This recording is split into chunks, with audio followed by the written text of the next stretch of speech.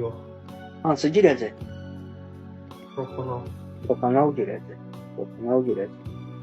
Propanal girəcək və propanalı amol verir. Heç bir də reaksiya yazmıram. Mən bilirəm 1 mol propanal girəndə Rəhman burada 1 mol propanal girəndə neçə mol gümüş alınır?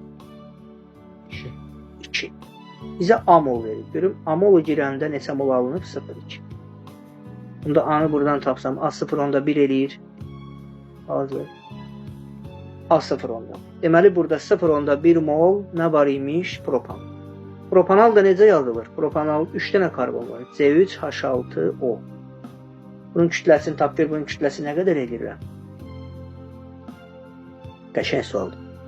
Bunun kütləsi nə qədər edir?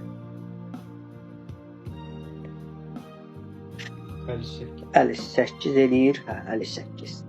1 molu 58. Sən də A-nı neçə tapırsan? 0,1. Onda 0,1-i vurursan 58-də nə qədər edir? 5 mol. Deməli, biz tapdıq ki, burada propanal, yazıram bura, propanal. Propanal 5,8. Bizdən ketonu istəyir. İlkin qarışıq 13-dür. Mən 13-dən 5,8 çıxıram, görüm ketona nə qədərdir. Keton nə qədər edir? Deyəsən 7,2 edir. 7,2. İndi bu 7,2 nə qədər ketona uyğundur? Amol ketona. Biz də A-nı neçə tapmışdıq? 0,1.